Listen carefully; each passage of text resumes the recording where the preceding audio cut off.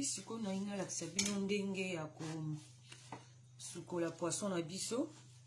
Tous on a besoin ya plateau pour na rotia poisson na biso so ito sukoli. Tous on a besoin ya couteau. Donc mbeli vraiment ezala bien aiguisé pour ce que kata mbisi na yo et panza yango te. Voilà, donc tous on a besoin de couteau moko ya bien. Naza na besoin moi assiette nangai o na rotia ba salité nango parce que ça la vraiment propreté ozo sala poisson ozo tika sur ba salité na kati. Pour na bateau balinga rolia poisson te soka ko kuta yo ozo sala ngonde ngwana en tout cas et pesaka vraiment un peu nausée pour na koya kolia. Donc maman zalaka toujours une habitude ya kozala na moi plastique pour na ko boaka ba salité na yo. Voilà. Donc on a la sabino. Premier facteur tango zoko soko zo sukola poisson na yo eza nini eza ke pona ko décongeler poisson c'est vraiment tout simple. Tokoya ko tremper poisson na biso tango molai na maïté.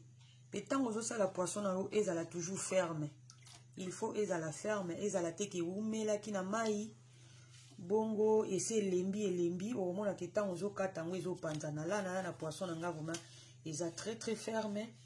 Na otiko tango na mai na kantama ba 5 minutes par là parce que na la lisaki yango na réfrigérateur pour na et décongeler. Donc na la lisaki yango na réfrigérateur pour poisson nanga ezala décongelé. Donc naza na poisson moko eza vraiment bien et bimisi mai ya mwindu te et bimisi te. Voilà, donc poisson nanga eza na vraiment bien nde na kolakisa bino ndenge basukolaka poisson bomoni ke na trempe yango me mai eza ebele te. Mai ezala juste na niveau ya poisson parce que l'effet ya kotika poisson na biso tango molai na mai yango esalaka ke ebebisaka elongolaka goût nyonso surtout ya poisson. Donc tolanda, merci. Donc tola oluka mwa bekai oyo ezalaka wana des fois pembeni. Et maman faut que zalaka na couteau na yo na ciseau parce que ciseau vous permettre que olongola ba biloko na yo bien sans que ekota na maboko. Na lati ba gants parce que naza na ba gants mais soko zano na ba gants te surtout bandeko bazala katie ba faux ongles. En tout cas oza obligé il faut tia ba gants pour solo vraiment ya poisson ekota katina kati ya manzaka. Mais soko za na gants te rien n'empêche tant aussi dit ça au skol maboko na ona vinaigre. Mais nga comme naza na ngo soki naza na ba gants nanga donc ba gants to somba juste na action. Voilà, ils allaient en ango vraiment cherté mais ça ebele na kati. Moi si koninga kozanga ngo nanda kuti. Voilà, non ça me le comment mais quand moi je fais mes poissons, nalinga toujours kotika eloko et ça la vraiment bien esthétique pour na kosa la décoration. Donc na sepela nango même les autres tumba. Na tikaka eloko nanga yoana. Donc na kosa la juste poisson moko entier. Dans les petits souka bongo tokoya kokutana nitape mususu ba mama tolanda ndenge basala la poisson boyebi na bino yango déjà kosala poisson mais ezala makambo mike oyo tobandaki to négligeaka yango esala ke poisson na biso et ya ko perdre quand même saveur nango.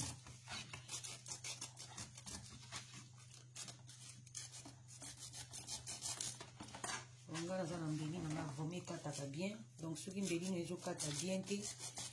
On va dans un embelli, on va bien pour on te bosala ke. Bis nao est à la forme, on va bien. Voilà, là tout ce qu'on a bloqué yo, pour l'ongo yango bien. Siko to ya ko tiango ba pota. Tango ko tia pota mama e koka ko koma na mukuwa te. Pota nao est à la juste likola musuni. Moi va pota no boye. Voilà.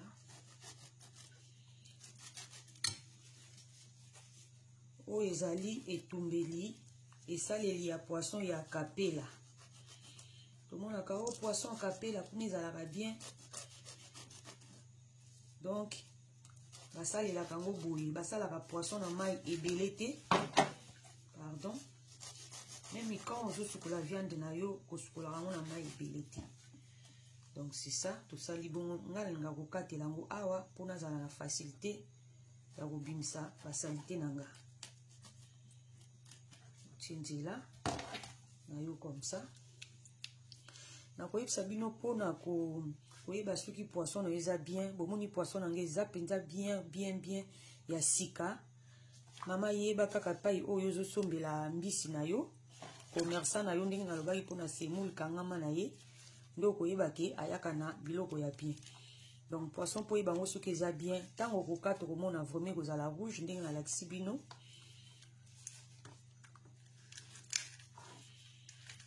Oyo eza poisson na biso tobengaka Thomson, eza nango vraiment compliqué te mpona kolamba yango to mpona kosala yango. En tout cas ezalaka compliqué te.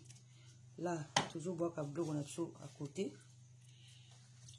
tokokende luka eloko oyo nano nyonso.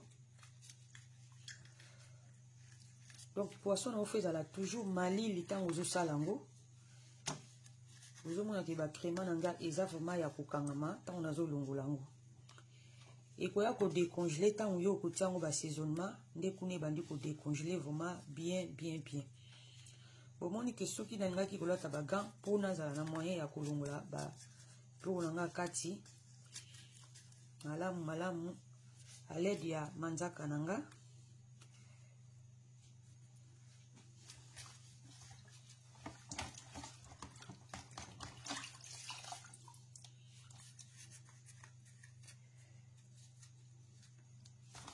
Awa tokozwa couteau ya moke po toya koluka basalite oyo etikalaka na kati.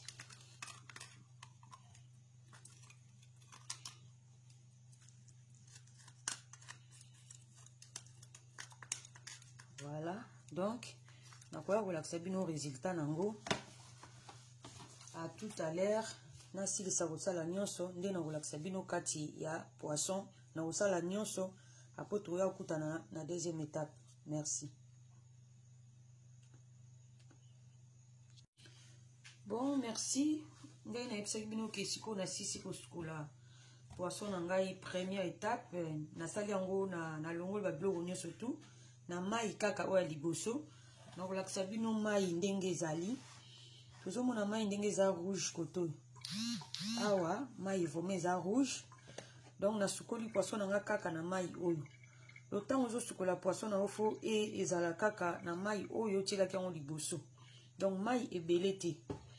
Entre temps nalongolaki écréma nango. Bozomona ke eza pe rouge makasi. Donc écréma eza noir te. Soki poisson na yo ezali mal décongelé omona ke biloko no nyonso oyo eza noir. Mais yanga vraiment tout eza rouge parce que na décongelé yango na kati ya frigo. Et après na tongo na trempa yango 5 minutes juste na mai. Après na bandi kosala mais mai ezala juste na niveau ya poisson na yo. Et leka ebele te ke poisson surtout eza konage na kati ya mai. Donc c'est ça. Donc botala mai vraiment rouge. Yango oyo po tomona yango bien espace wana. Donc mai nango vraiment rouge makasi pour dire que poisson na yo en tout cas kozala na goût ya kitoko. Poisson te toliaka na kisasa ba mama malewa miracle musu eza te. Ezala kaka ndenge ya mosukola na ndenge ya décongélation. Donc étape wana mais ezaka très important pour tokoka koréussir et poisson na biso cuisson nango assaisonnement nango. Et soki poisson no ese vandi déjà tant molai na mai ndeko na nga nayebi ke ekozala okoperdre vraiment saveur ya poisson. Donc tozo nettoyer na lakisa bino phase T. Après tu vas passer na étape ya assaisonnement. Donc toujours nettoyer toujours et vient la biso pour ezala propre. Donc awa sikoyo to na sukola kiango première fois to laver et vient biso bien. Omoni ke nazongisa na plastique nanga. J'aime bien mes plastiques parce que ça juste la mesure à poisson. On a vu que tant on a assaisonné nazongisi na kati na tiango sous na frigo pour ezala assaisonner donc pour ezala mariner. Donc nazongisi yango na sokola kango kaka première fois awa na sokola yango deuxième fois et dernière fois pour nako assaisonner yango tolanda na bokebi. Merci. Donc il y a Thomson azalaka ni na besoin te ko sukola yango na maya moto. Non, Thomson aza mindondo te. Tokoya ko rincer juste vite fait comme ça. Donc kati nango c'est bongaki déjà. Donc tu sukoli yango mba on peut l'exa au mai. Vous en a déjà kotiango citron te, ya kotiango pe vinaigre te parce que azalaka na mindondo te. Thomson azalaka mindondo te. Bomoni kati nango ndenge eza bien. Eza penza bien propre. Donc il y a azalaka na mindondo te. Pona ko o azalaka zei te. Eza nde na sauce nango le tokosala sauce totie soit moi vinaigre ou totie moi citron. Donc poisson na biso yango oyo nikango a maboko.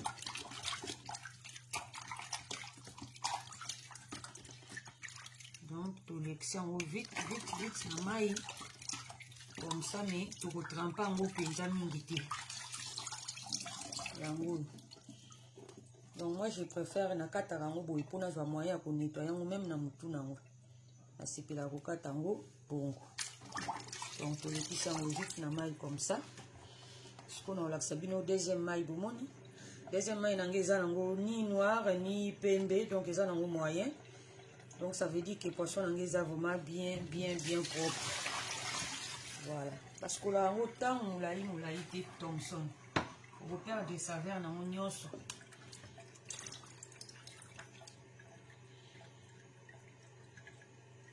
Voilà, tout le monde dit justement les activités. Au fils des amples, pour le sango, moi mon pied m'a comme ça, mais quand on a petit, il y a qu'on trempe, on a maïté, qu'on trempe, au tikango, au caisse du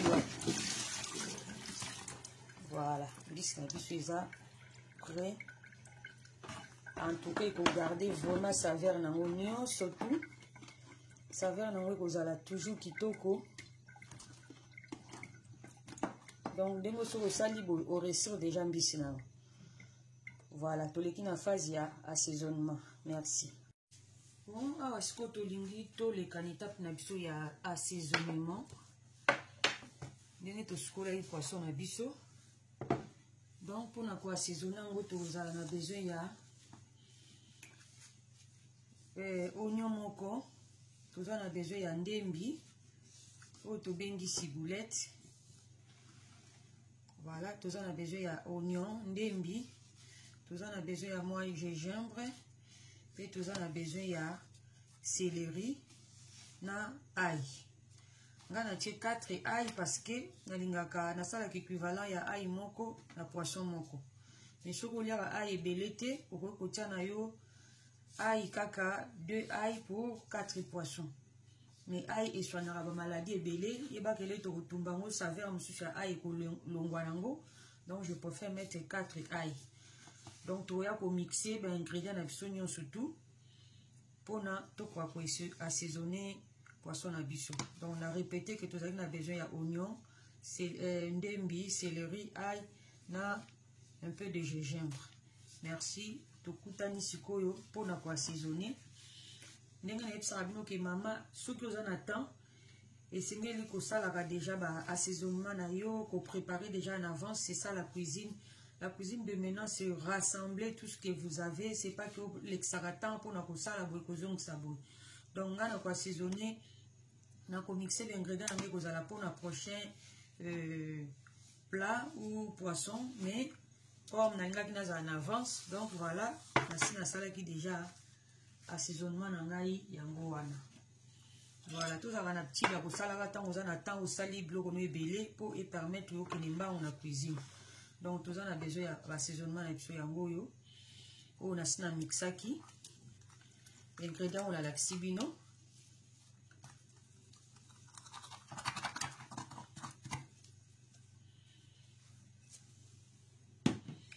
Donc là, on va que ça moutarde.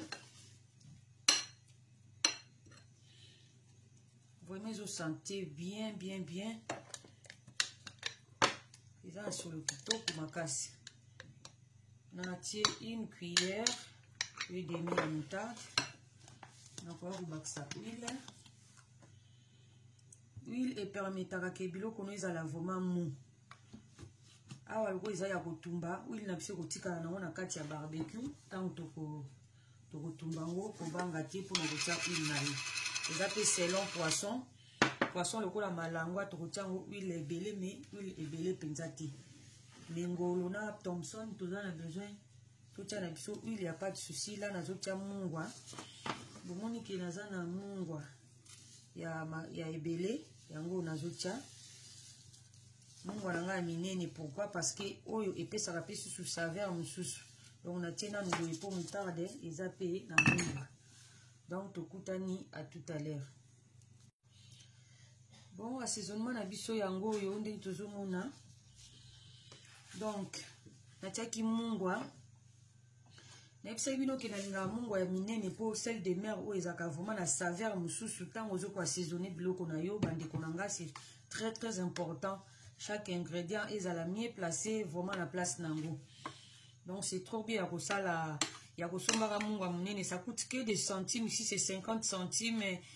Sachet ya 1 kilo ya mungwa ya munene. Otie na ndaku nga en tout cas et sauver nga pour na confinement. Et ça vraiment très très pratique. Donc gingembre nanga yango yo. Moi j'aime bien râper. Nalinga bien ko râper gingembre pour na lia ka moi ba makasa wana ta onazo lia poisson nanga vraiment ça nga lokola na kisasa. Donc nalinga ko râper ngo boye poso na tango na mixeur na mona ngo neti et mona na kati. Donc na ko râper ngo kaka gingembre nangai eza ebele te. Donc on a besoin moi ba makasa wana ta onazo lia poisson na kati nazo sentir vraiment que gingembre ezali. Et qu'on soit pété, même si bana barouli en haut, donc ça ne doit même pas piquer. Vous voyez, donc on a juste changé au mot mouquet. Et vous remarquez que n'a même pas cube ou quoi que ce soit. Donc on a cube té, on a tomate té. Qu'on a ligne vraiment là il y a poisson dans les goût, il y a poisson qui ça. Ah on a zo fina demi citron. Voilà, on a fini moi demi citron normal.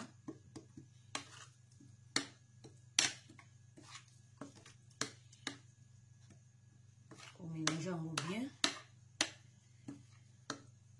Nalati bagan parce que naza na bagan, mais c'est pas forcément la kotia bagan comme j'avais dit. Mais si vous avez des faux ongles, en tout cas vous êtes obligé à kotia bagan. Moi j'ai même pas de faux ongles, mais nasomba bagan ou toujours.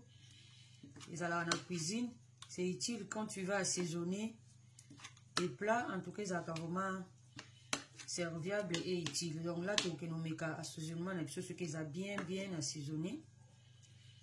Il faut avoir toujours, c'est trop bien. Maman, il faut toujours na petite yako goutaka biloko avant opé sango na famille na yo.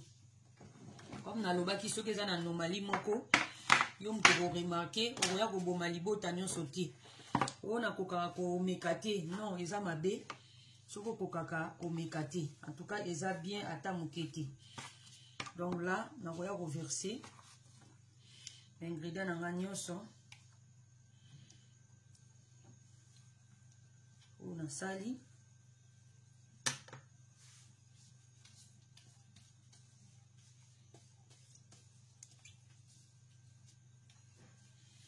Tomitou na poisson wana ya ko ba maman na basala ronde nini. Et banda ozala goût parce que simplicité et les caca. Et biso lelo tobo sana to komi ko taba bloko kili. Eza malamu penzati. Donc to yo assaisonner vraiment bien na maboko.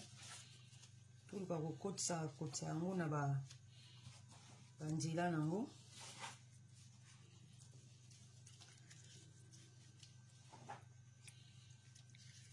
Entre temps, ce bon ça qui déjà plastique na yo pour vous permettre yo au coup de sa poisson na yo na frigo et qu'on dit la mariner kuna.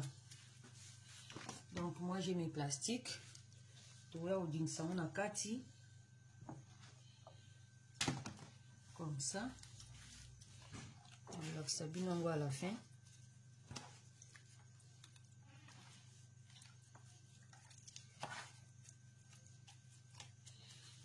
Tozokotisa poisson na biso assaisonnement toujours. Tombola poisson na maboko mama. Chango assaisonnement vraiment bien ti et kende kovana na kati. Et vous savez que quand vous voulez un bis, nous avons que vous avez bien assaisonné. Vous fondez comme ça. Vous allez mettre un petit nakati, petit pandi.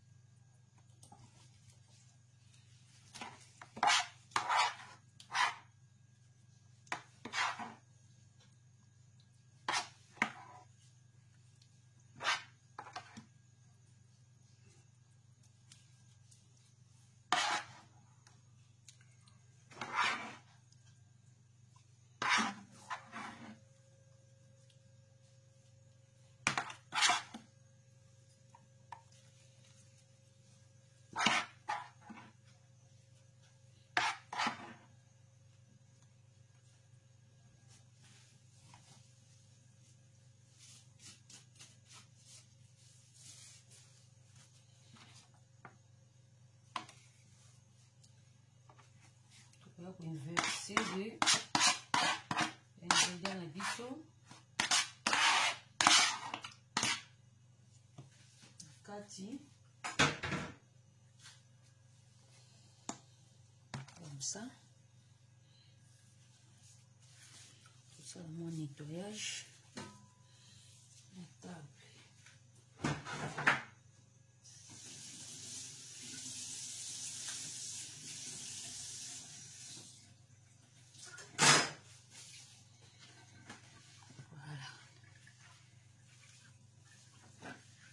Donc, je disais que mon guayamine, il est très important. Oui, il est très important. Voilà, tu nettoyer pas na biso bien. Pour que nous vendre sango na frigo. Tu retires comme ils la mariner, les bandes pour na toujours ils à la peine à saveur.